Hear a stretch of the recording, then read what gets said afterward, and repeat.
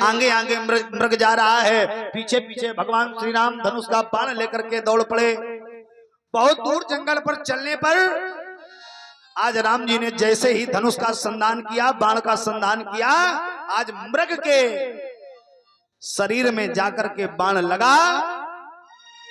अब तो जैसे ही बाण लगा तो आज मामा मारी चिल्लाने लगा, हाँ लक्ष्मण, हाँ लक्ष्मण, हाँ लक्ष्मण की आवाज आज ये मृग लगाने लगा। मामा मारीच लक्ष्मण लक्ष्मण की आवाज लगाने लगा। इस कथा में फिर भी आप समझना, माता सीता को मामा मारीच की आवाज सुनाई पड़ रही है, लक्ष्मण की आवाज सुनाई पड़ रही है, परंतु लक्ष्मण जी को यह आवाज नहीं सुनाई पड़ रही है।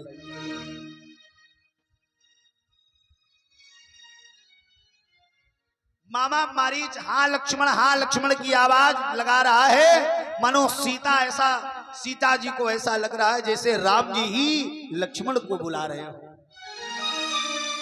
सीता ने बुलाया, लक्ष्मण अरे जल्दी से आओ, हमें लगता है तुम्हारे भैया पर विपदा आई है, तुम्हारे भैया बार बार तुमको पुकार रहे हैं, अरे जल्दी से जल्दी जाओ लक्ष्मण, हमें लगता है तुम्हारे भैया संकट में पड़े हैं, जल्दी से जल्दी जाओ। लक्ष्मण जी कहने लगे, भाभी वो तो संकट को मिटाने वाले परब्रह्म परमात्मा हैं, भला उन पर कैसे संकट आ सकता है। लेकिन आज माता सीता ने कहा, लक्ष्मण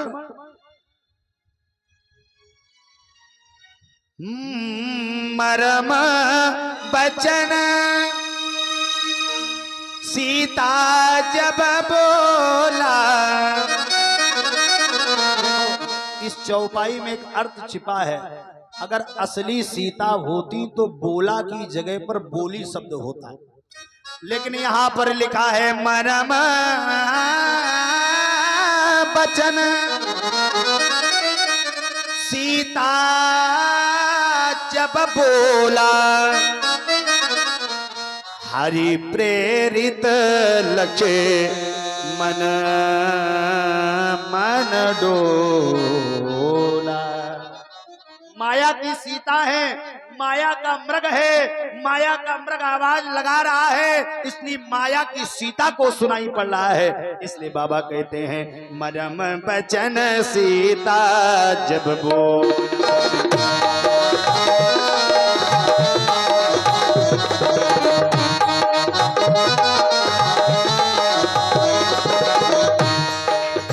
मरम बचन सीता जब बोला, मरम बचन सीता जब बोला, मरम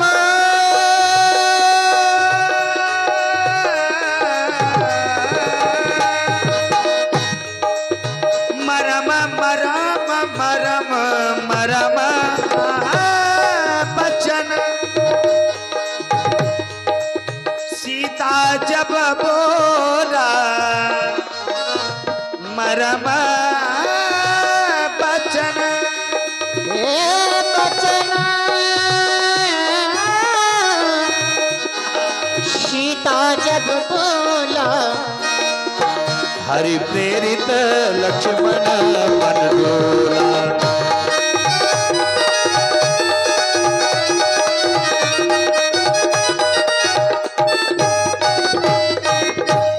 आज माया की सीता को माया के मृग की आवाज सुनाई पड़ी, लक्ष्मण को फटकार लगा दी। लक्ष्मण मैं जान गई तुम्हें भैया से स्नेह नहीं है, अरे उतनी देर से भैया हाँ लक्ष्मण की आवाज लगा रहे हैं और तुम आज जान नहीं रहे हो। आज मैं जान गई कि बस सिर्फ तुम ऊपरी दिखावा राम जी के सामने करते हो प्रेम का, लेकिन आज मैं जान गई कि तुम्हें हृदय से प्रेम नहीं है। और जैसे ही इतना कहा तो आज लक्ष्मण ने कहा, भाभी आप कहती हो तो मैं जा रहा हूं। क्यों? वो तो परब्रह्म परमात्मा है, कालों के भी काल हैं, उनका कोई भी कुछ बिगाड़ नहीं सकता है, लेकिन आपकी बात को भी मैं काट नहीं सकता हूं। लक्ष्मण ने लिया बाण से एक रेखा को खींच दिया और कहा, भाभी माँ जब तक हम लोग वापस ना आ जाएं तब तक आपको इस रेखा के बाहर जाना नहीं है। और लक्ष्मण इतना कह करके आगे बढ़े और आज वो मामा मारीच जो मृग बना था, पहले तो हाँ लक्ष्मण कहता रहा, लेकिन जब अंतिम श्वास बची तो इसने राम राम का उच्चारण किया और आज अंत में ये परम धाम को पहुंचा है। बोले भक्त वत्सल भगवान की। इधर रावण आज बाबा का रूप बना करके माता सीता के कुटिया के सामने आ गया, आवाज लगाने लगा, माता भवतु माता भिक्षाम देही, भवतु माता भिक्षाम देही। माता सीता ने विचार किया कि हमारी कुटिया पर बाबा का आगमन हुआ है, महात्मा का आगमन हुआ है, और हमारा सिद्धांत कहता है हमारे घर पर कोई अतिथि आ जाए, मेहमान आ जाए, साधु आ जाए, ब्राह्मण आ जाए, तो सदैव उसको कुछ न कुछ भेंट देनी चाहिए। लेकिन आज के परिवेश में हम आपको बता दें, दान उसको करो जो दान का पात्र हो, और जो दान का पात्र ना हो उसको दान करना नहीं चाहिए। किसी बेटी का विवाह हो रहा उसमें दान करो, कथा भागवत हो रही, यज्ञ हो रही, सत्संग हो रहा है उसमें दान करो, गरीब असहाय की सहायता करो, किसी के पास में विद्या अध्ययन के लिए रुपए नहीं, बच्चे को पढ़ाने के लिए उसको विद्या की शिक्षा दिलाओ। और पता चले अत्यंत निर्धन ब्राह्मण हो, भूखा साधु हो, तो उसे सदैव भोजन दे देना चाहिए, बाकी अन्यथा न धन देना चाहिए और न अन्न देना चाहिए। अब के तो नए नए साधु, नए लड़का हैं साधु बने। बोले क्या नाम? बोले ब्रह्मचारी जी हैं, घर में 5-6 बच्चे खेल रहे, ब्रह्मचारी जी है। समस्या तो ये है। अच्छा, उनको जैसे आप कभी यजमाना जो बने होंगे बाबा, उनको कभी आप 2 रुपए देना या 5 देना, वो कहेंगे नहीं नहीं इससे कुछ भले नहीं होगा, कम से कम 10 रुपए होने चाहिए। उनको ये पता है कि सुबह से हमें शाम तक 2-4-500 की व्यवस्था करनी है, और नबीपुर क्रॉस होंगे, अकबरपुर पहुंचेंगे तो पहले गुड़गुड़ उड़गुड़ होगा। दान उसको करो जो दान का पात्र हो, दान के लायक हो, क्योंकि गलिन गलिन गुरुआ फिरे चेला कंठी ले, वो स्वर्ग जाओ चाहे नरक में, लेकिन हमें टनाटन दे। इसलिए सावधान गुरुओं से। निर्धन हो, धन ना हो, उसकी सहायता करो, और पता चले वो बढ़िया नौकरी कर सकता है, वो फिर भी बाबा बना है, तो उसको हाँ अगर भूखा हो तो उसको भोजन करा दो, इसमें कोई दिक्कत नहीं है। और हम आप भगवान से मांगते भी तो इतना ही हैं, साईं इतना दीजिए, अरे जामे कुटुंब समाए, और मैं भी भूखा ना रहूं, और साधु न भूखा जाए। माता सीता ने विचार किया हमारे यहाँ पर कुटिया के सामने महात्मा जी का आगमन हुआ, इसलिए इनको भिक्षा देनी चाहिए। तो थोड़ा सा अन्न जो भोजन पकवान बना था ले जाकर के सामने रखा और कहा महाराज जी आप यहीं से स्वीकार कर लो। रावण ने कहा सुनो, मैं बाहर से फेंकी हुई भिक्षा नहीं लेता, पास में आकर के देना पड़ेगा भिक्षा को। अच्छा, किसी ने कहा सीता जब तुम्हें पता है ये रावण है, बाबा बन करके आया है, फिर भी तुम इसे दान क्यों कर रही हो? तो सीता ने विचार किया कि लक्ष्मण जी रेखा को खींच करके गए हैं, अगर हम लक्ष्मण की बात को काटते हैं तो सिर्फ लक्ष्मण की बात कटेगी, और अगर हम महात्मा की बात को काट देंगे, दूर से भिक्षा देंगे, तो धर्म चला जाएगा, नीति चली जाएगी, गृहस्थ जीवन का सार चला जाएगा। इसलिए किसी ने कहा सीता तो फिर क्या करोगी? अरे धर्म के चक्कर में पड़ जाओगी तो तुम्हारा हरण हो जाएगा। आपको बहुत अच्छी बात बता दें तो सीता ने विचार किया अगर धर्म की रक्षा मैं करूंगी तो धर्म हमारी रक्षा करेगा। धर्मो रक्षति रक्षकः। अगर यदि मैं धर्म की रक्षा कर रही हूं तो धर्म हमारी रक्षा करेगा। किसी ने कहा सीता तुम्हारा हरण हो जाएगा, ये रावण तुमको हरण करके ले जाएगा। और सत्य है, अगर माता सीता ने रेखा को लांघा ना होता और बाबा को भिक्षा न दी होती तो सारे समाज में रावण का असली चेहरा कैसे सामने आता। इसलिए माता सीता ने क्या किया, लक्ष्मण आन रहे न रहे। संतोष भैया, लक्ष्मण आन रहे न रहे, अरे मैं धर्म निभाऊं गृहस्थी का। अरे लक्ष्य देवर की आन रहे न रहे, मैं धर्म निभाऊं गृहस्थी का। सत्य है, माता सीता जैसे ही रेखा को पार करके गई तो आज हुआ क्या,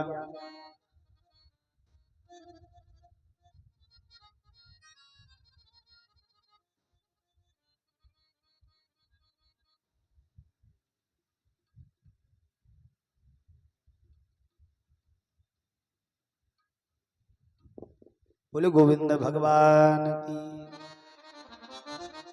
कोई कोई तो इतनी तेज जयकारा लगाता है एकदम कान के पर्दा चले जाते हैं। धीमे बोला करो भाई, देखो अरे एकदम अभी तक झन्न झन्न मची है, धीमे बोलो। गोविंद भगवान की। अच्छा जब कहो धीमे तो तेज, अच्छा और धीमे बोलो, गोविंद भगवान की। इतनी तेज न बोलो और धीमे बोलो, इतनी धीमे कि बगल वाला भी ना सुन, एकदम ऐसे आवाज आई, इतनी तेज बोलना है। शंकर भगवान की, भक्त वत्सल भगवान की। जैसे ही माता सीता ने रेखा को पार किया, जैसे भिक्षा डालने का प्रयास किया, रावण का असली चेहरा सामने आ गया। लक्ष्मण ने माता सीता के केशों को पकड़ा, आज पुष्पक विमान पर बैठाला, आकाश मंडल की ओर ले गया। अब बहुत ध्यान से कथा को सुनना, बड़ी सुंदरमयी पावनी कथा आ रही है। माता सीता बचाओ बचाओ की आवाज लगा रही हैं, बचाओ बचाओ बचाओ की आवाज लगा रही हैं। हाँ लक्ष्मण तुम्हारे नहीं दोषा,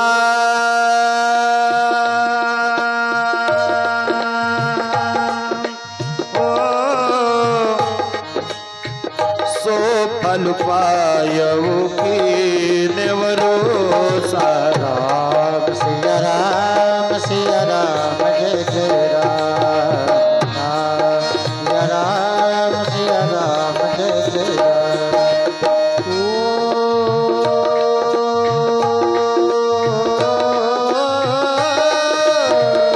हाँ लक्ष्मण तुम्हारे नहीं दोषा,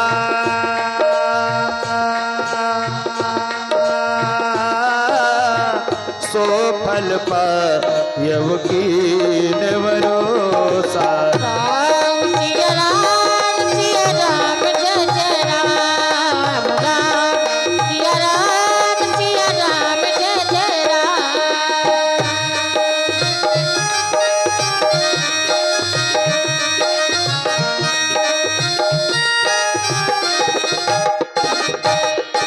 आज बार बार माता सीता यही कह रही, लक्ष्मण आज मैंने तुम्हारी बात को स्वीकार नहीं किया, इसलिए आज मुझे ये दुख भोगना पड़ रहा है, भोगना पड़ रहा है।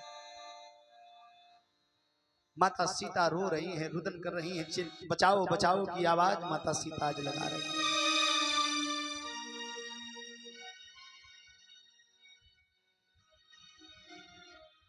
सीता के बिलाप सुन भारी, भय चराचर जीव दुखारी।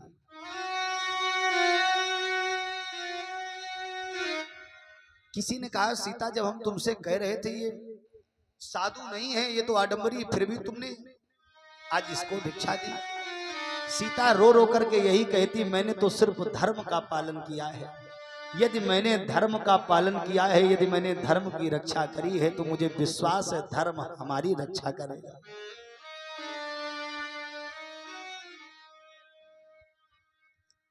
आज माता सीता बचाओ बचाओ की आवाज लगा रही है, बचाओ बचाओ की आवाज समाज में लगा रही है। अरे लेकिन आज माता सीता की आवाज को कोई न सुन सका, सीता की आवाज को कोई न सुन सका।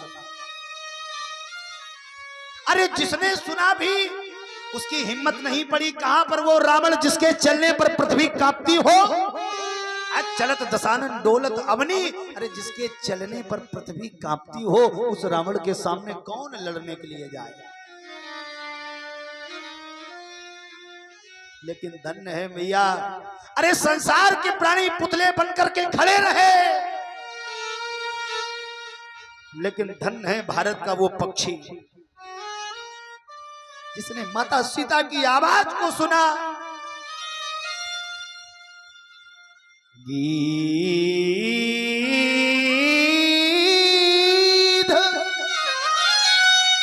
राज सुने आरती बानी, पीतमान रघु कुल मन जानी। धन्य है वो भारत का पक्षी, अरे अधम से अधम पक्षी है गीधराज जटायु। उस जटायु ने जैसे माता सीता की आवाज को सुना, दौड़ता भागता हुआ रावण के सामने खड़ा हो गया।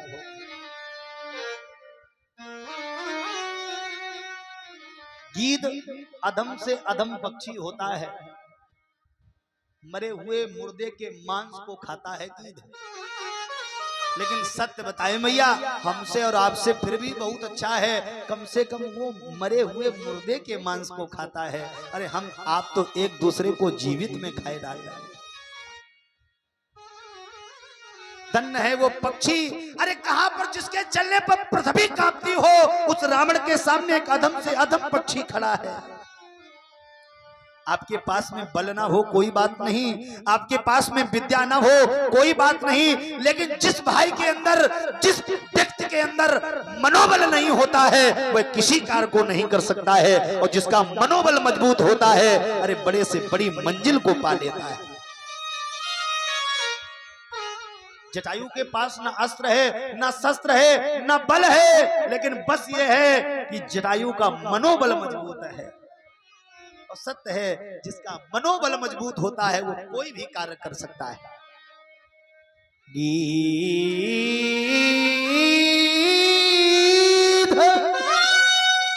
राज सुनि आरती बानी, विद्यमान कुल मन जानी। आज वो जटायु सामने आ खड़ा हो गया। और सत्य है मैया, थोड़ी देर के लिए पता है रावण को ऐसा लगा जैसे कोई पर्वत हमारे पास में दौड़ता हुआ आ रहा है। धावा क्रोधवंत खग कैसे छूटई पवि पर्वत कहूं जैसे।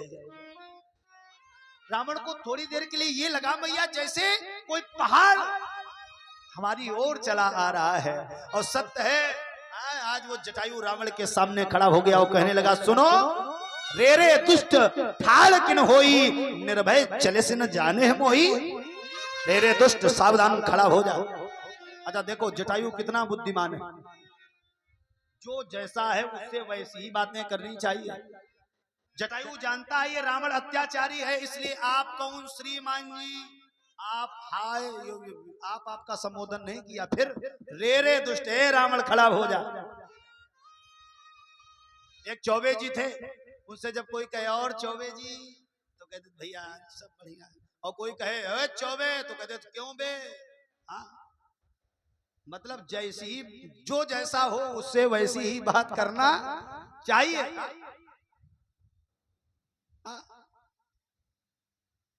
तो रावण अत्याचारी है, इसलिए रावण के सामने जटायु खड़ा हो गया, कहने लगा रे रे दुष्ट ठाड़ किन होई, निर्भय चल से न जाने मोही।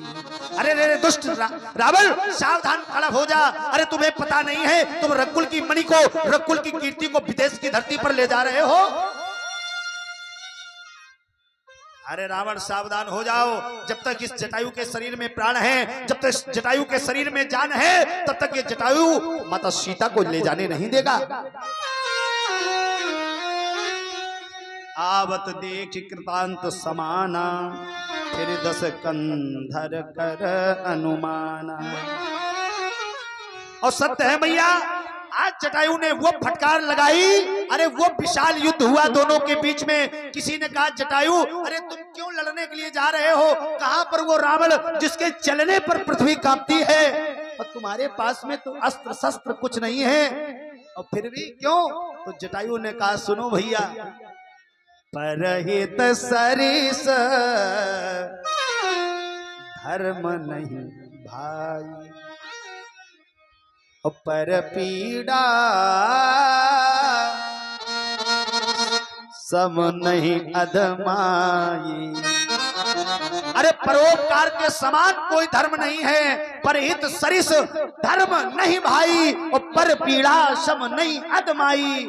परोपकार के समान कोई धर्म नहीं है। किसी ने कहा जटायु परोपकार के चक्कर में तुम्हारा गोविंदाय नमो नमः हो जाएगा। अरे जटायु कहता है अधर्म पूर्वक मरने से बढ़िया है, अधर्म पूर्वक जीने से बढ़िया है धर्म पूर्वक हम मर जाएं, ये बेहतर है। अधर्म में हम जी नहीं सकते हैं, और धर्म में अगर हमारी मृत्यु भी हो जाए तो हमें कोई चिंता नहीं। और सत्य है, किसी ने दिया से पूछा, दीपक से पूछा, क्यों दीपक तुम उजाला क्यों देते हो और खुद अंधेले में रहते हो, और जब प्रातः काल बेला होती है तो तुम खुद ही बुझ जाते हो। तो दीपक ने कहा भैया हम तो सदैव परोपकार करते हैं। अरे लोग कहते हैं खुद को जलाते हो, लोगों को उजाला देते हो, तो इसमें परोपकार की क्या बात आ गई? हाँ, तो वो दीपक ने बड़ी सुंदर बात कही। दीपक कहने लगा सुनो, अब चाह स्नेही की नहीं, स्नेह में जी को जला चुका हूँ, बुझने की मुझे परवाह नहीं, पथ सैकड़ों को दिखला चुका हूँ। अरे अगर मैं बुझ भी जाऊं तो मुझे कोई चिंता नहीं है, हजारों लोगों को मैं रास्ता दिखा चुका हूं। इसलिए जटायु भी कहता है अगर मैं मर भी जाऊं तो मुझे चिंता नहीं है। अरे क्यों? अगर मेरी मृत्यु होगी तो सिर्फ धर्म के कारण होगी। धन्य है जटायु। और सत्य है मैया, वो जटायु ने एक क्षण जब युद्ध हुआ तो चोचन मार विदार सिदेही, और दंड एक भई मूर्छाते ही। सत्य मैया कुछ देर के लिए रावण को मूर्छा। अच्छा, समाज के लोग जब आप किसी कार्य को करने के लिए जाएंगे बहुत लांछन लगाएंगे, बहुत प्रकार की बातें करेंगे। जब कार्य बन जाएगा तो आपकी जय जयकार करेंगे।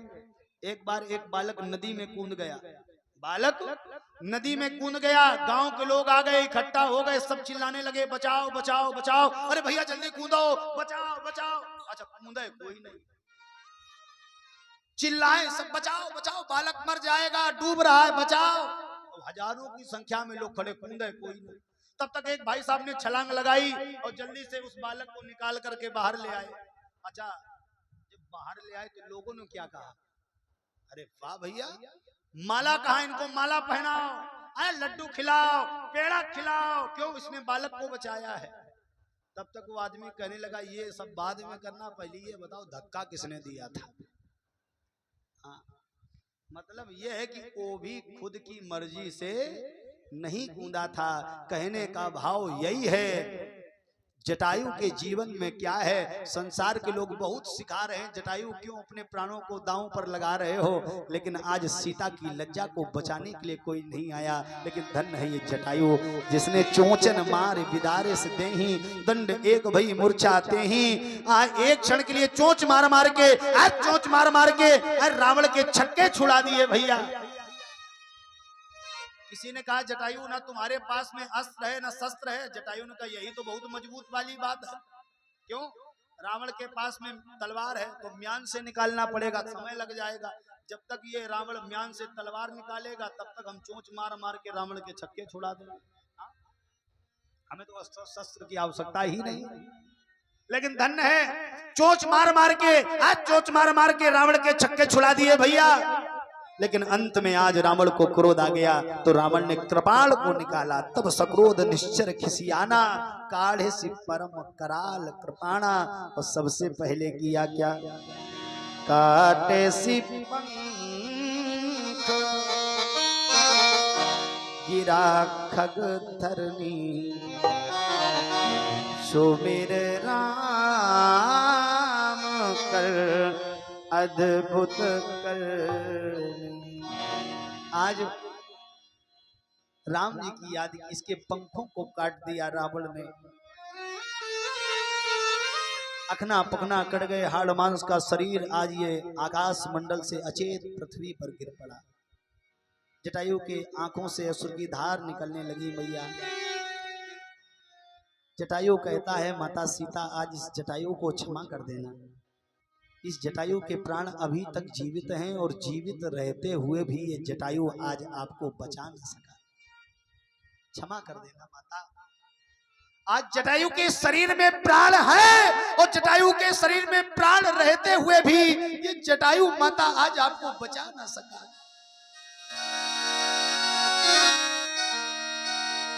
बहुत ही अच्छा प्रसंग सुन रहे हैं। दो लाइनें सुनिए क्या कह रहा है जटायु। माँ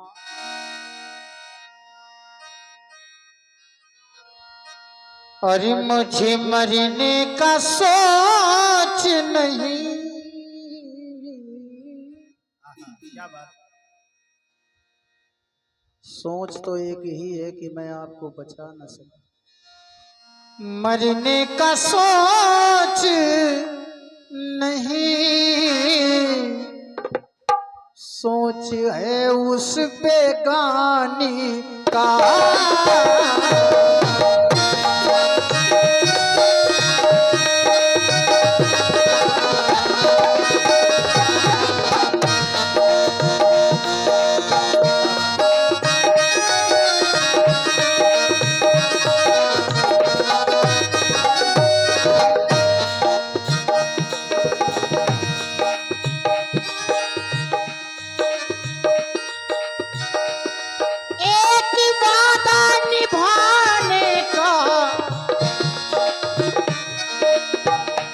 देखिए आप राम कथा सुन रहे हैं, लेकिन जो लाइन हम कह रहे हैं इस समय, यहां भी एक राज छुपा है।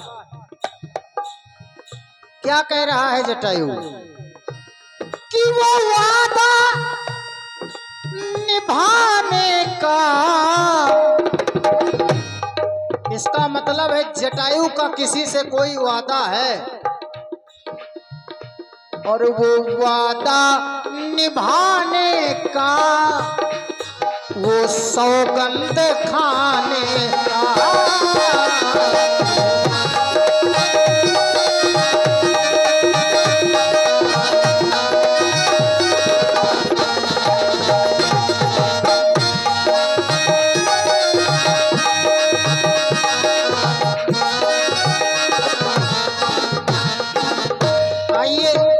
पछतावा सुन लेते। पछतावा क्या है? कोशिश मैंने पूरी की पर तुमको बचा ना सका।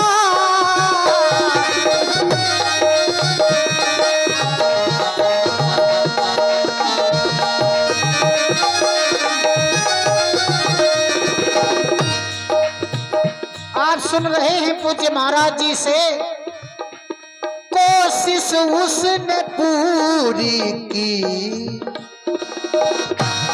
पर उनको बचा ना सका।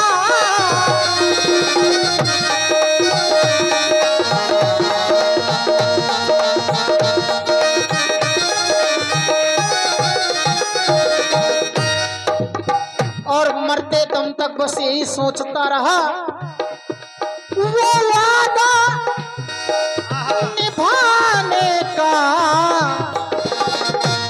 वो वादा निभाने का, वो सौगंध खाने का।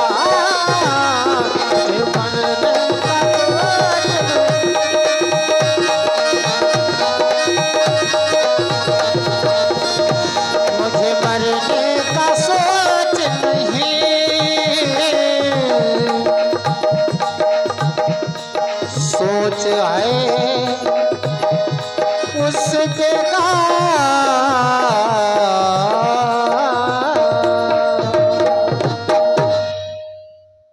बोलिए गोविंद भगवान की।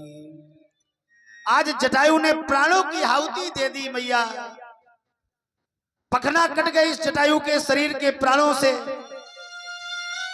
अचेत होकर के पृथ्वी पर गिर पड़ा। आज बहुत ध्यान से कथा को सुनना। काटे सी पंख गिरा खग धरनी, सुमिर राम करी अद्भुत करनी। राम राम का उच्चारण कर रहा है।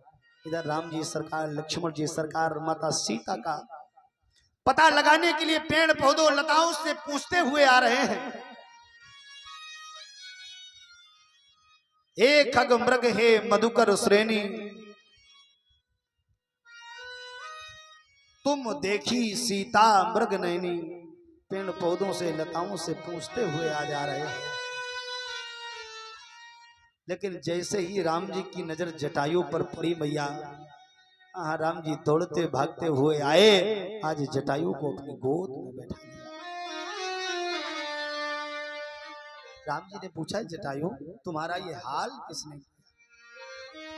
और सत्य है मैया, राम जी अपनी पत्नी की याद में इतना व्यस्त थे, इतना रो रहे थे। लेकिन जब जटायु की दशा को देखा ना मैया, तो राम जी अपनी धर्म पत्नी सीता की याद भूल गए।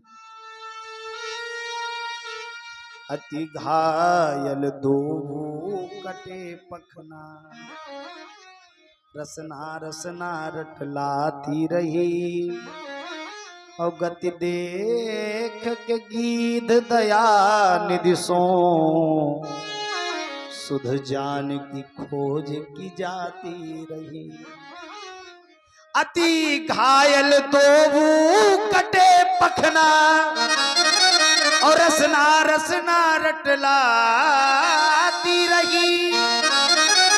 और गति देख के गीत दया निधि सो,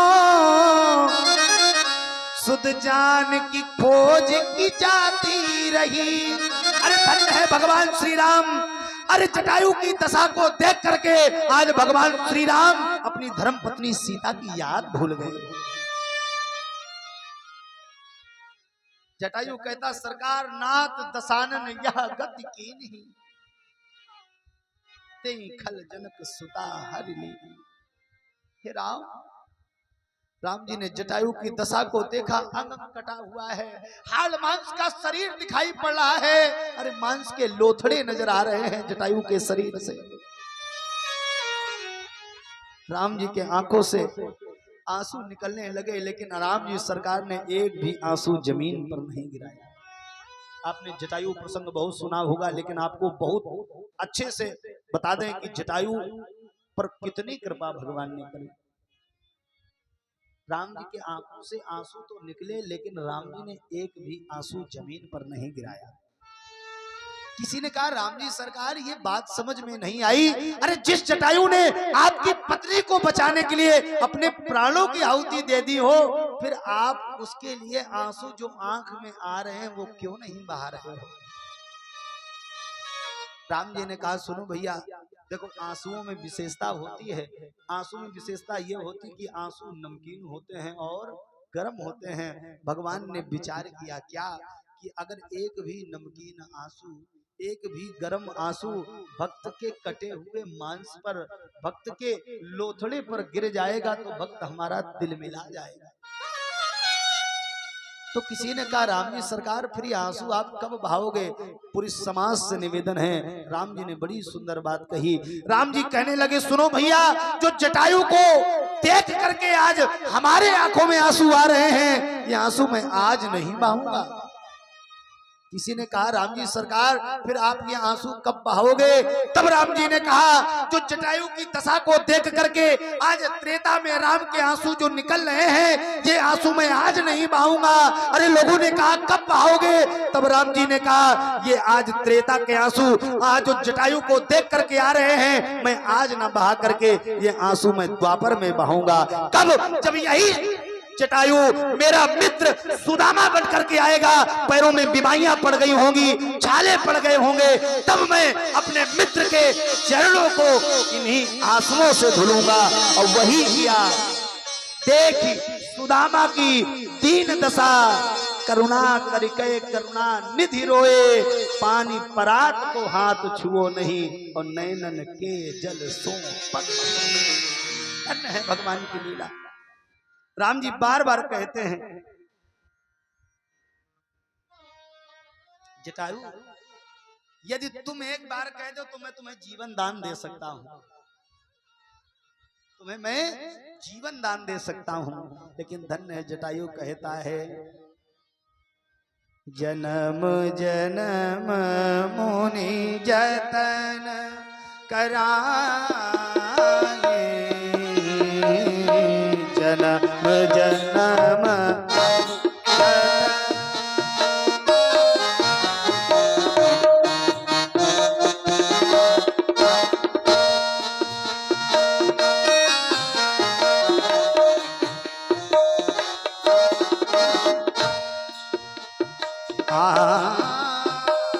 जन्म जन्म मुनि यतन कराए,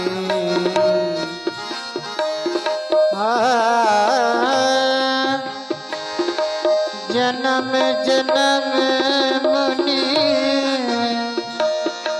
जतन कराए, अंतराम कैया वतना है, अंतराम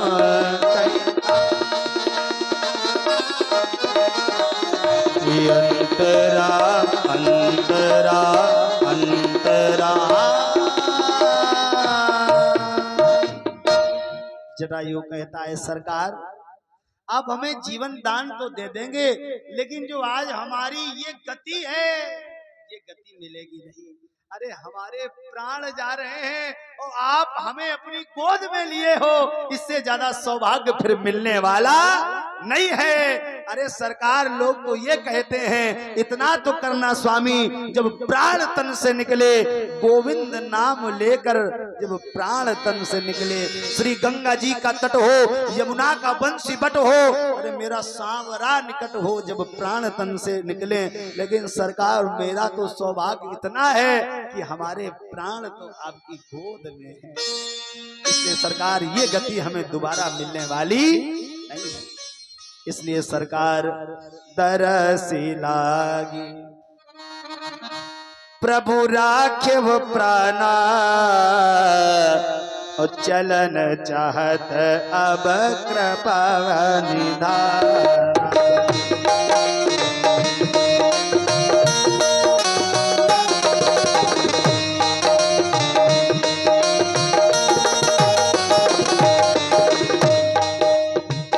चलन चाहत कृपा निधाना, चलन चाहती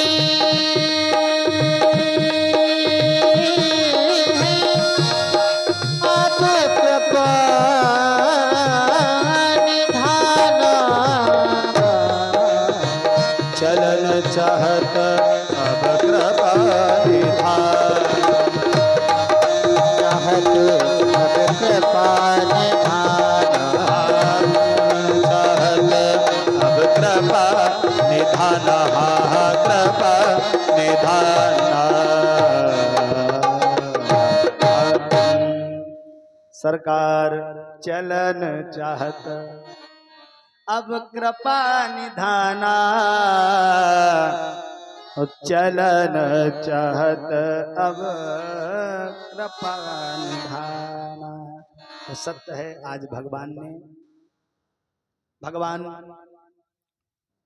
कि आज गोद में जटायु का देहावसान हो गया। भगवान ने आज अंत्येष्टि क्रिया की और पुत्र का फर्ज भगवान ने निभाया, क्योंकि महाराज दशरथ से वादा था, महाराज दशरथ जी से वादा था, दशरथ जी ने वादा किया था जटायु, क्योंकि जटायु ने एक बार महाराज दशरथ के प्राणों को बचाया था। इसलिए महाराज दशरथ ने कहा था, तुम जो मांगोगे मैं तुम्हें देने के लिए तैयार हूं। तब जटायु ने कहा था, सरकार आपकी जो प्रथम संतान होगी वही मेरी अंत्येष्टि क्रिया करेगी। और आपकी वो संतान नहीं, प्रथम संसार के लोग भले ही जाने, लेकिन वो संतान मेरी होगी। इसलिए आज अंत्येष्टि की क्रिया किसने की? राम ने बेटे का फर्ज निभाया। और पिता जटायु का अंत्येष्टि क्रिया किसने की? राम ने। और दशरथ की किसने की? भरत जी ने की। ये भी एक कथा का सार है। बहुत सुंदर उत्तर महाराज जी ने दिया है। सौगंध खाने का वादा निभाए। ताली बजाइए भाई महाराज जी के लिए। शब्दों में राज जो छिपा था उसको अंत में बता दिया उन्होंने। यही बात थी, बिल्कुल सत्य, यही वाल्मीकि रामायण में आया है। बहुत बहुत साधुवाद। बोले गोविंद भगवान की जय हो। आज भगवान ने अंत्येष्टि क्रिया की। आज इसने जटायु ने बताया था, सरकार ले दक्षिण दिश गयो गोसाई बिलपत अति कुर्री की नाही। आज भगवान दक्षिण दिशा की ओर बढ़े। एक भगवान की बहुत बड़ी भक्ता है जिसका नाम है सबरी। आज सबरी बहुत दिनों से भगवान की प्रतीक्षा कर रही है कि कब भगवान आएंगे, कब भगवान आएंगे और कब भगवान आएंगे। और हमारे आपके बीच में भी भगवान आएंगे, लेकिन कब? जब हृदय से भगवान को बुलाएंगे। कैसे? बोले मैंने आंगन नहीं बुहारा, चंचल मन को नहीं संवारा, कैसे आवेंगे भगवान, कैसे आवेंगे? कोई आवेंगे, ऐसे आएंगे, ऐसे एकदम है? अरे मैंने आंगन नहीं बुहारा, चंचल मन को नहीं संवारा। हाथ ऊपर करके, और कैसे आवेंगे भगवान, कैसे आवेंगे भगवान।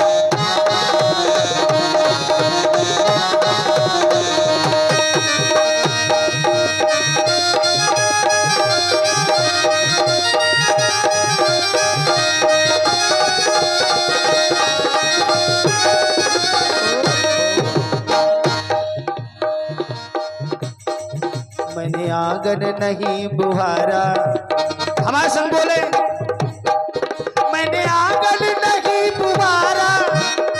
आवाज बढ़ाओ भैया इसकी, बिल्कुल डाउन। बुहारा, कैसे आवेंगे भगवान, कैसे आवे सीतारा, कैसे आएंगे भगवान, कैसे आए सीताराम।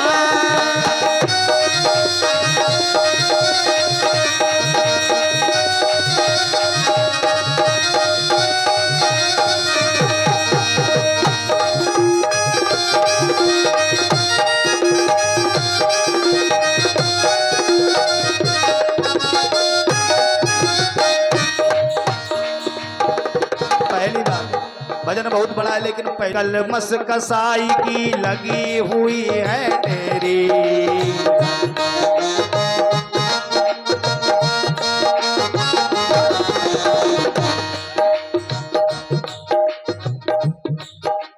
हर कोने कलमस कसाई की लगी हुई है तेरी।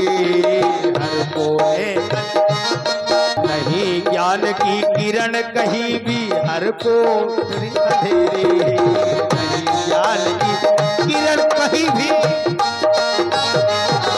इसीलिए चंचल मन को नहीं संवारा, चंचल मन को नहीं संवारा, कैसे आवेंगे भगवान, कैसे आवेंगे भगवान, कैसे आएंगे भगवान, कैसे आवेंगे भगवान, कैसे आवेंगे भगवान। कैसे आएंगे भगवान, कैसे आएंगे भगवान। कैसे आवेंगे भगवान, कैसे आवेंगे भगवान।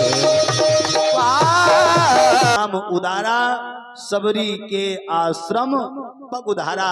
आज भगवान सबरी के आश्रम में पहुंचे, और देखो सबरी ने वो सेवा भगवान की करी, वो सेवा करी कि आज भगवान को झूठे झूठे बेर माता सबरी खिला रही है। पहले खुद उसको चखती हैं और फिर राम जी को खिलाती हैं। जब जान जाती नहीं बेर अत्यधिक मीठा है तो ही राम जी को खिलाती। अच्छा, लक्ष्मण जी को राम जी देते हैं, जब लो भैया खा लो, तो लक्ष्मण जी कहते तुम ही खाओ, डोकरी की लार आर सब उसी में लगी, तुम खाए धरे हो। हाँ, हाँ, तुम ही खाओ। और लक्ष्मण जी से जब बहुत राम जी ने कहा, लक्ष्मण जी ने खाए नहीं, लक्ष्मण जी फेंकते रहे। कहीं कहीं वर्णन आता वही संजीवनी बूटी बन करके इनको खाना पड़ा। जब मेघनाथ ने वीर घातनी का बाण छोड़ा, लक्ष्मण जी को शक्ति लगी, तब यही बेर अंत में इनकी औषधि बन करके आए। तो माता सबरी कि यहाँ पर भगवान ने झूठे बेरों को खाया और भगवान ने विचार किया माता सबरी पर कृपा भी करनी चाहिए, इसलिए नवधा भक्ति का भगवान ने दृष्टांत भी दिया। प्रथम भगति संतन कर संगा और दूसर रति मम कथा प्रसंगा। पहली भक्ति संतों का सानिध्य मिल जाए, दूसरी भक्ति भगवान कहते हैं दूसर रति मम कथा प्रसंगा, दूसरा भगवान की कथा सुनने का अवसर मिल जाए। तीसरा गुरुपद पंकज सेवा, तीसर भक्ति अमान और चौथी भक्ति मम गुण गण करहि कपट तजिगान। फिर मंत्र जाप मम दृढ़ विश्वासा और पंचम भजन सुवेद प्रकाशा। छठदम शील विरत बहु कर्मा निरत निरंतर सज्जन धर्मा। सातों सम मोही मैं जग देखा मोते अधिक संत कर लेखा। आठों जथा लाभ संतोषा देखो नहीं सपनों पर दोषा। नवम सरल सब सन छलहीना मम भरोस ही हर्ष न दीना। और नौ में से अगर एक भक्ति भी आ जाएगी तो क्या होगा? बोले नौ माजिन के कहोई, नौ माजिन के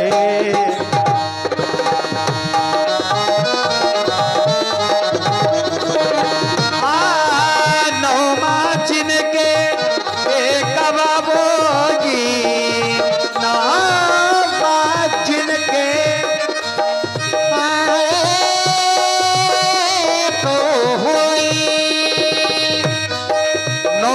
अगर एक भक्ति आ जाएगी तो क्या होगा? नारी पुरुष सचराचर कोई, नारी पुरुष सचराचर कोई।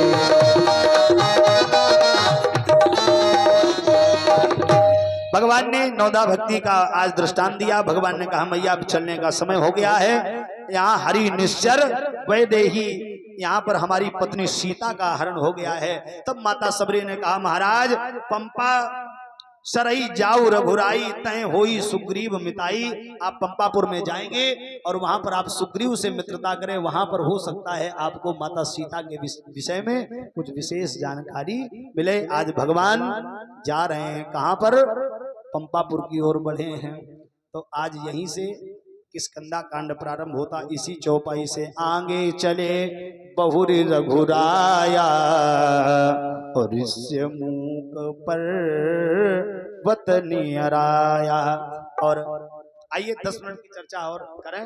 क्यों? अभी हमें सोच रहे हैं कि आज जो है समुद्र के पार सेना को पहुंचा दें। कल बढ़िया जो है सीधे सुंदरकांड की पावन कथा से, जैसे आज 12 बज जाए कोई दिक्कत है? पक्का भोजन वोजन करके आए हो आप लोग? अच्छा हाथ उठाओ कितने लोग करके आए हैं? कुछ लोग झूठे नहीं उठा रहे, कहीं ऐसा ना हो कि हम पकड़े जाएं। हाँ। अच्छा ये बताओ एकादशी का उपवास किसका किसका है?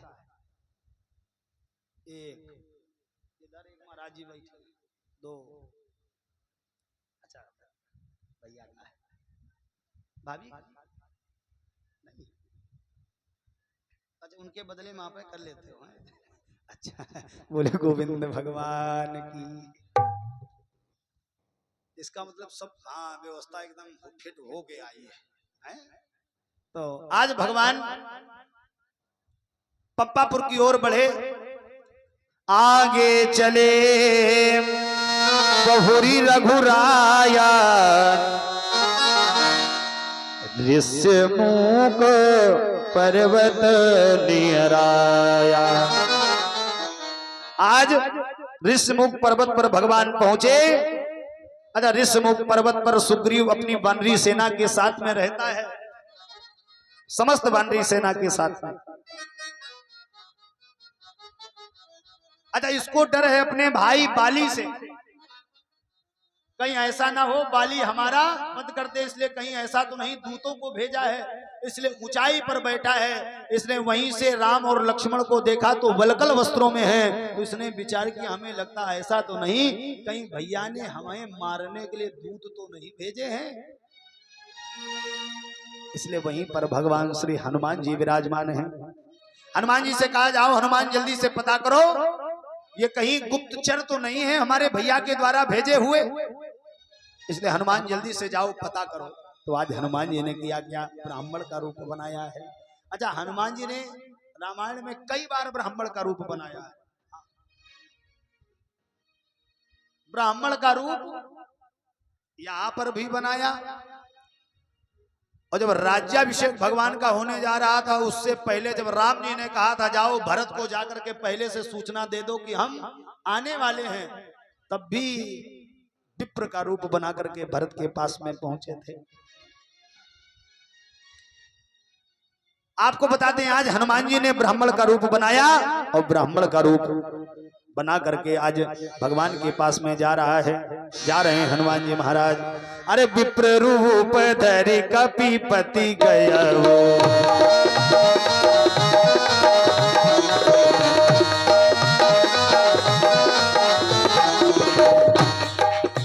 विप्र रूप धरि कपीपति गया हो, विप्र रूप धरि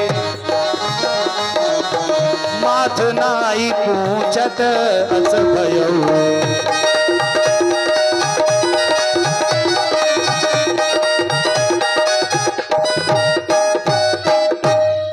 आज इसने हनुमान जी महाराज ने किया क्या। अच्छा, लक्ष्मण जी की नजर जब ब्राह्मण देवता पर हनुमान जी पर पड़ी, तो लक्ष्मण जी ने कहा भैया देखो देखो सामने से ब्राह्मण देवता आ रहे हैं, बढ़िया मस्तक पर त्रिपुंड चंदन लगाए हैं, हमें तो लगता है यदि आज ब्राह्मण के दर्शन हो गए हैं तो अब हमें माता सीता के दर्शन भी जल्द हो जाएंगे। राम जी ने कहा सुनो लक्ष्मण, तुम्हें लग रहा है लेकिन हमें लगे नहीं रहे कि ये पंडित जी हैं, हमें तो नकली पंडित जी लग रहे हैं। लक्ष्मण जी बोले शर्त लगा लो, ये तो असली है। लक्ष्मण जी राम जी बोले नहीं लक्ष्मण, ये असली ब्राह्मण नहीं है। तो लक्ष्मण ने कहा आप कैसे जानोगे। तो राम जी ने कहा सुनो, अगर ये ब्राह्मण देवता असली होंगे तो हमें प्रणाम करना पड़ेगा, लेकिन हमें पता हम प्रणाम कर नहीं पाएंगे, ये हमसे पहले प्रणाम करने लगेंगे। और वही हुआ, हनुमान जी ब्राह्मण का रूप बना करके आए, लेकिन किया क्या, बोले माथ नाई पूछत अस भयऊ।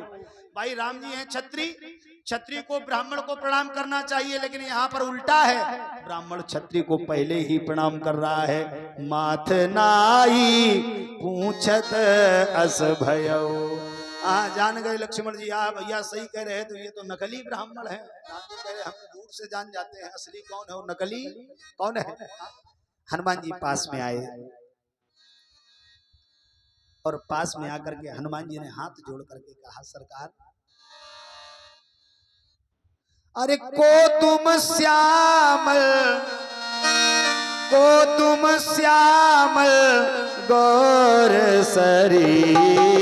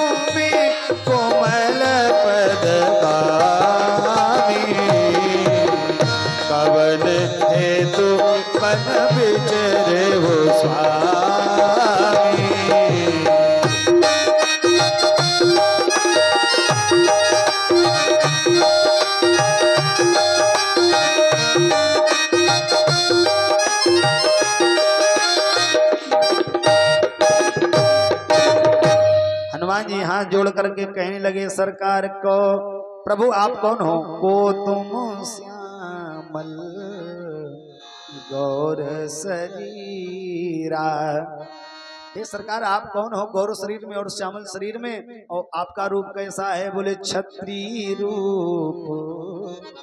आप अगर ये कह रहे हो कि ब्राह्मण नकली है तो हम मान लेते हैं हम नकली, लेकिन आप भी जो बलकल रूप में हो आप भी नकली, आप भी तो असली क्षत्रिय हो, इसलिए क्षत्रिय रूप रहो बनवीरा।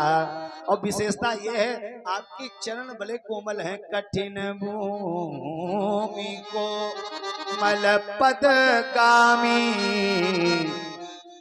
कवन गे तू बिचरे हो बन स्वामी। आप कौन हो? अपना परिचय बताओ। तो आज एक साथ में हनुमान जी ने कई प्रश्न किए हैं, तो राम जी ने भी एक बार में कई उत्तर दिया, कई उत्तर दिए। राम जी कहने लगे सुनो ब्राह्मण देवता, कौशलेश दस रथ के जाए और हम पितु बचन मानी बन आए। हमें पिता के द्वारा 14 वर्ष का वनवास दिया गया है, इसलिए हम वनवासी रूप में बलकल वस्त्रों में है, लेकिन हमारे संग में एक पत्नी है, उनका हरण हो गया है। यहाँ हरी निसी चरबे देगी विप्र फिरें हम खोजते। और जैसे ही इतना कहा तो आज हनुमान जी जान गए ये तो हमारे इष्ट हैं, हमारे आराध्य हैं, इसलिए आज हनुमान जी चरणों में गिर पड़े। प्रभु पहचान गयो हरि चरना और सो सुख उमा जाए नहीं परना। आज चरणों में गिर पड़े। आज बहुत सी वार्ता हुई। हनुमान जी ने कंधे पर राम लक्ष्मण को बैठाला, सुग्रीव के पास में ले गए, सुग्रीव से भेंट हुई, सुग्रीव से मित्रता हुई। आज अग्नि को साक्षी मान करके मित्रता की गई। देखो मित्रता करो तो वैसी करो, कृष्ण और सुदामा जैसी करो, मित्रता करो तो राम और सुग्रीव जैसी करो, मित्रता करो तो दूध और पानी जैसी करो। कर परसा सुग्रीव शरीरा तन महा कुलिस गई सब पीरा। आज सारा वृत्तांत बताया सुग्रीव ने कि सरकार हमारा एक भाई है जिसका नाम है बाली। हम दोनों बड़े ही श्रद्धा और विश्वास के साथ में प्रेम से अपने राज्य में राज्य करते थे। एक बार की बात, एक मैदानो नाम का राक्षस आया, उसने हमारे भैया को रात में ललकारा युद्ध के लिए, और हमारे भैया युद्ध लड़ने के लिए रात को चल दिए। वो मैदानो नाम का जो दैत्य था वो युद्ध करते करते आज एक गुफा की ओर पहुंच गया। हम भी भैया के पीछे पीछे जाने लगे। वो मैदानो नाम का दैत्य जैसे ही गुफा में पहुंचा तो हमारे भैया भी उस गुफा की ओर अंदर जाने लगे। लेकिन हमारे भैया ने कहा सुनो सुग्रीव, परिखेस मोही एक पखवारा, एक पखवारा माने 15 दिन, 15 दिन तक तुम इसी गुफा के मुख्य द्वार पर खड़े रहना। अगर 15 दिन के अंदर मैं ना आऊं तो फिर समझ जाना कि तुम्हारा ये भाई मृत्यु को प्राप्त हो गया। लेकिन सुग्रीव कहने लगे प्रभु एक पखवारा की बात कौन कहे,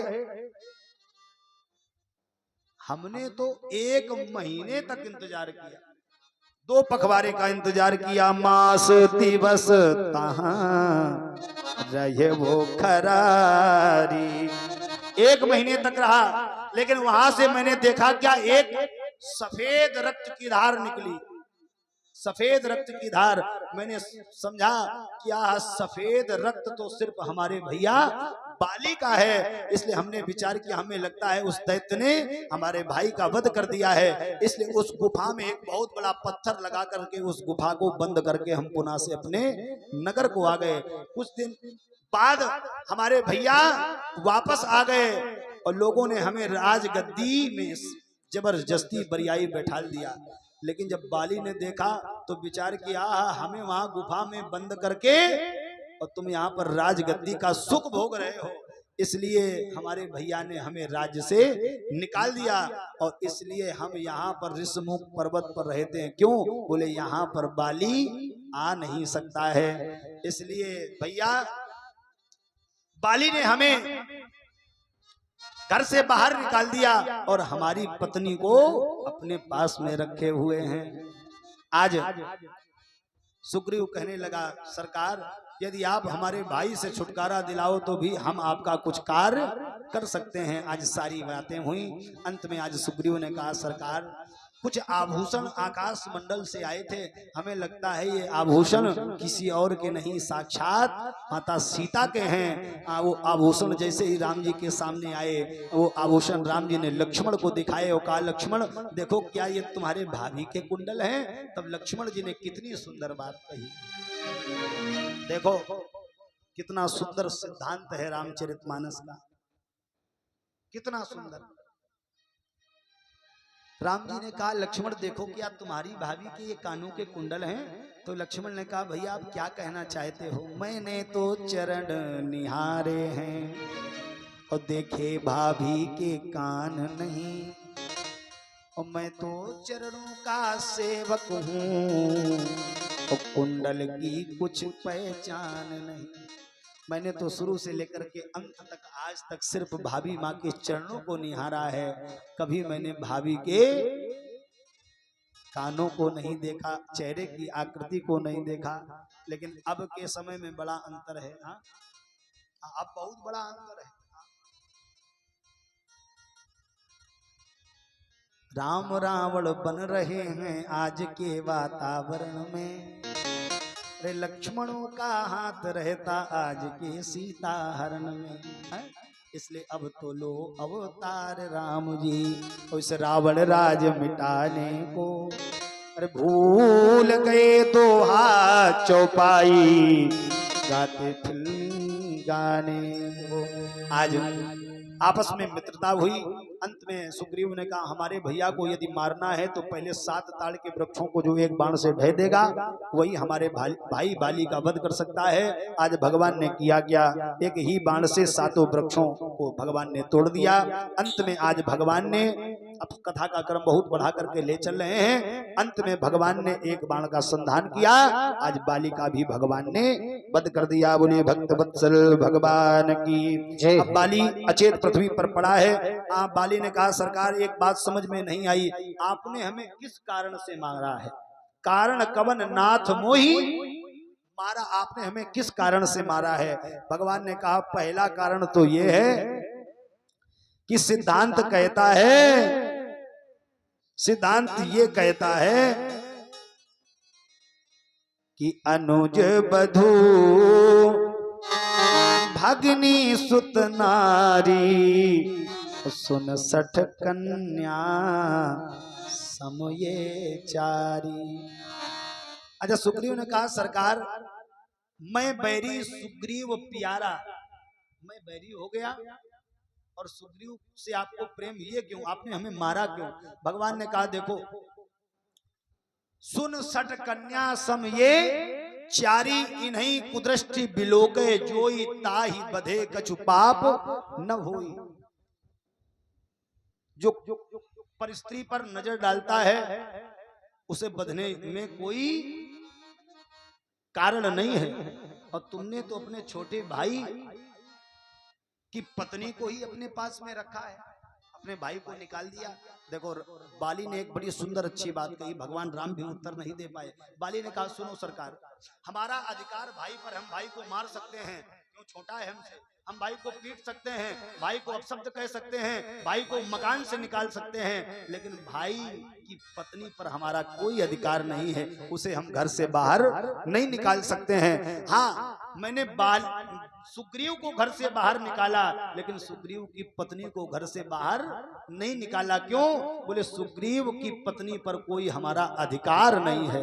हाँ, आप ये कह रहे हो इन पर कुदृष्टि डाल रहे हो, इनको जो कुदृष्टि डालता है वो बधने योग्य है। तो सरकार हम आते हैं पशुओं की श्रेणी में, और पशुओं में ऐसा कोई नियम लागू नहीं होता। अब तो राम जी शांत के शांत रह गए, राम जी कोई उत्तर नहीं दे पाए। तब राम जी ने कहा, सुग्रीव अगर तुम्हें ऐसा लगता है तो सुनो। अरे अच्छा ले करहूं तन राखूं प्राण,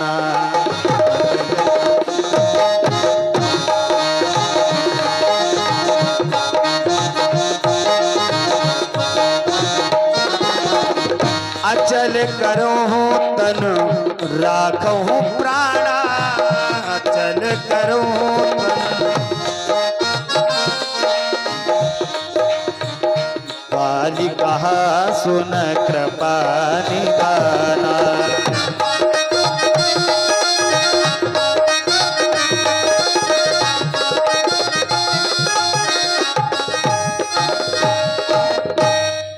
आज भगवान ने कहा अगर कहो बाली तो मैं तुम्हें जीवन दान दे सकता हूँ, लेकिन बाली ने कहा नहीं सरकार, आज आप हमारे सामने खड़े हो, हमारी मृत्यु हो रही है। अच्छा एक कारण और भी है कि महाराज दशरथ का मुकुट बाली के पास में रखा है।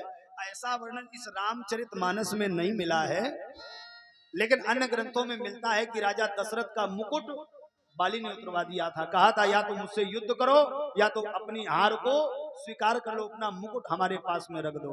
इसलिए माता कैकेयी ने कहा राम राम, तुम राजा तब बनोगे जब उस मुकुट को बाली से यहाँ तक लेकर के आओगे। आज महाराज दशरथ का वही मुकुट राम जी ने पुनः से लिया। आज बाली का अंत्येष्टि क्रिया किया और सुग्रीव को पुनः से राजगद्दी पर बैठाला। बहुत दिनों तक जब राज्य चलता रहा, सुग्रीव को पद पैसा प्रतिष्ठा मिली तो भगवान के कार्य को भूल गया, भगवान को क्रोध आ गया। हनुमान जी ने जाते ही जाते सुग्रीव को समझाया कि अगर अपनी भलाई चाहो तो फिर राम जी की सेवा में लग जाओ। समस्त वानर वीर आज सेवा में लग गए। हनुमान जी महाराज प्यास से बहुत पीड़ित जंगल की ओर भ्रमण कर रहे हैं, कहीं पर जलाशय नहीं दिखाई, गुफा की ओर बढ़े, एक अधमरा पक्षी दिखाई पड़ा। वो पक्षी कोई और नहीं, जटायु का भाई संपाति था। संपाति ने कहा आज हमारे लिए आहार बहुत सुंदर आया है। तब हनुमान जी ने कहा एक ये पक्षी है, एक इसके समान और दिखाई पड़ता था जटायु, जिसने माता सीता को बचाने के लिए अपने प्राणों की आहुति लगा दी। आज संपाति जान गया, हमें लगता है ये हमारे भाई की चर्चा कर रहा है। अंत में संपाति से भेंट हुई। संपाति आज पर्वत के ऊपर चढ़ा और संपाति ने जैसे ही दृष्टि डाली, क्यों बोले सबसे ज्यादा दृष्टि गीद की होती है, गीदें दृष्टि अपार।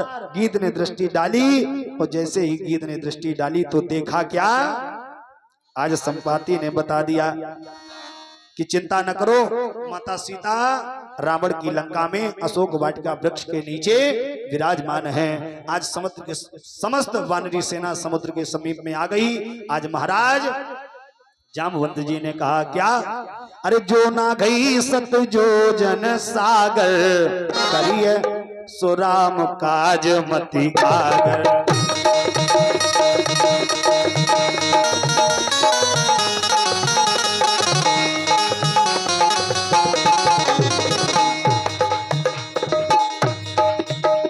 आज समस्त वानरी सेना खड़ी है। महाराज जामवंत जी ने कहा समस्त वानरों से सुनो, जो ये 100 योजन का समुद्र पार करके जाएगा वही माता जानकी का पता लगा पाएगा। आप समस्त वानरी सेना है, कोई सर झुकाए है। अच्छा एक खड़ा हुआ, सुनो महाराज हम 70 योजन जा सकते हैं। जामवंत जी ने कहा बैठ जाओ, 70 के बाद में अगर बीच में टपक गए तब क्या होगा, समुद्र में कौन बचाने आएगा। एक ने कहा 90, एक ने कहा 95, सब शांत हो गए। अंत में एक वीर खड़ा हुआ, कौन वीर है?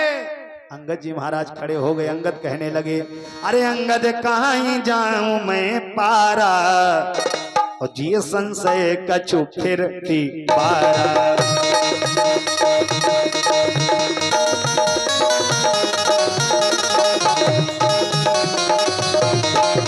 पारा बोले गोविंद भगवान की। और अंगद जी कहने लगे सुनो, हम जा तो सकते हैं लेकिन कारण है। अंगद कहीं जाऊं मैं पारा, जिये संशय कछु फिरती कारण है। तो वहां जामवंत जी ने कहा क्या कारण है? तो अंगद जी कहने लगे 11 बज चुका है, अब मैं नहीं जा सकता हूँ, रात का समय हो गया है। फिर बोले कल सायंकालीन बेला में ठीक 6 बजे मैं चलूंगा, हैं तो कल से यही कथा को जोड़ेंगे, हैं क्योंकि इस समय फिर अत्यधिक हो जाएगा, क्योंकि अगर प्रसंग को छुएंगे। और हमारे पास में आज सूचना आई थी कि महाराज थोड़ा भरत चरित्र के भैया हमें विराजमान हैं, हम क्षमा चाहेंगे, कोई मौका नहीं मिल पाया हमें प्रसंग जोड़ने का, लेकिन चाहे कुछ हो जाए आपको कल हम वो प्रसंग सुनाएंगे। और कुछ चर्चा और भी आई थी गगन भैया के द्वारा कि बढ़िया कुछ कथाएं ऐसी होती जो पारिवारिक से जुड़ी होती हैं, उनको आप अवश्य सुनाएं। लेकिन अगर आज हम पारिवारिक के चक्कर में पड़ जाते तो ये कथाएं छूट जाती हैं, तो इसलिए कल हो सकेगा तो थोड़ी आपको हम भरत चरित्र की झलक आपको देंगे। कब? जब राम जी का राज्याभिषेक होगा तब। बोले गोविंद भगवान की। कल बढ़िया सुंदर कांड की पावन कथा होगी और अंत में सीधा राम रावण का युद्ध और अंत में सीधे